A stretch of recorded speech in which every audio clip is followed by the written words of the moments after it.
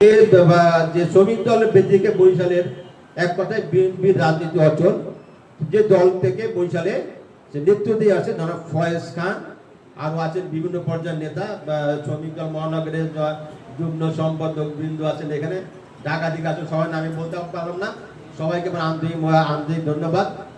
হ্যাঁ, অনেকটা আমি আবেগপূর্ণ হয়ে গেছে এই সেন্সে যে যাদের সাথে রাজনীতি করছে আজকে আমাদের মাঝে তারা অনেকেই নেই। আজকে মিজান ভাই নাই, আজকে আমাদের সাথে ছিল নরোজ, আফসার, অনেকেই নাই। আল্লাহর সাথে শুকর, আল্লাহ আমাদের জীবিত রেখেছেন। কৃষি ব্যাংকে দীর্ঘদিন রাজনীতি করেছি। 92 সনে আমার প্রথম প্রমোশন হয়েছিল অফিসার হিসাবে। কৃষি ব্যাংক ট্রেড ইউনিয়নের প্রতি আমার এত মোহ হয়ে গেছিল যে আমরা তখন আমরা প্রমোশন নেই। কৃষি ব্যাংকের আমার খুব তিক্ত অভিজ্ঞতা। 1996 সনে যখন এই ফ্যাসিস্ট আওয়ামী লীগ সরকার ক্ষমতায় এসেছে,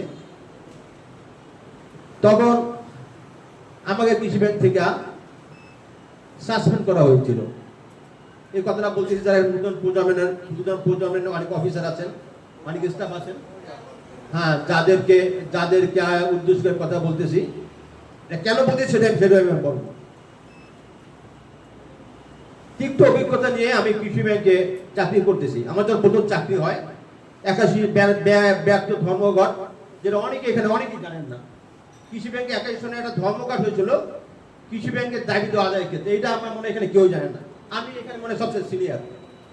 সেই ধর্মঘটে আমি তখন ছাত্রদল বরিশাল শহরের সভাপতি, আমি তো ছাত্রদল করি। আমার বাসায় আমার বড় ভাই শামসুল হক মিটিং করতেছিল, পুলিশের ঘেরাও করে আমাকে ধরে নিয়ে গেছে। আমাকে থানা থেকে ছাড়াই যখন আনছে, আমার ছাত্রদল ছেলেমেয়ে ছাড়াই আনছে, কৃষি ব্যাংক থেকে কেউ ফোন দিয়ে বলতেছে উনিও কৃষি ব্যাংকে চাকরি করে। পুলিশ আমার আবার ধরে নিয়ে গেছে। তখন আমি চিন্তা করছি আমি কৃষি ব্যাংক চাকরি করবো না, আমি কৃষি ব্যাংকে চলে গেছি। 7 মাস 8 মাস কৃষি ব্যাংকে আসলে চাকরি করবো না। যে ব্যাংকে আমি ঢুকি নাই, চাকরি জয়েন করি, তখনই আমার বিরুদ্ধে এডুকেশন শুরু হয়েছে। আমি তারপরে যা ওইখান থেকে গেছে 96 সনে, আপনারা এখানে অনেকে জানেন না ফোর্স স্লিপ কাকে বলে, বলতে পারবেন কেউ জানেন ফোর্স স্লিপ কাকে বলে? কেউ জানেন না। আপনারা আজকে রমজান মাসে যে আপনারা এপ্রিল ভাতা পান, এটা আগে আপনারা পাইতে জানেন? 96 সন আগে কার চাকরি হয়েছে? আচ্ছা, কি দিয়া জানে? এখানে রমজান মাসে লাঞ্চ ভাতা দিত না।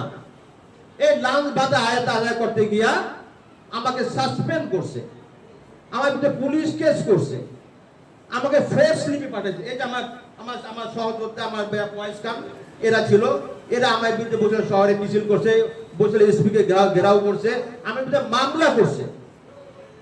আজকাল যার ফলটা আপনারা সবাই ভোগ করতেছেন। আপনারা সবাই রমজান মাসে লাঞ্চ পান না, এটা কিপ্রিয়ার আত্মহুতি।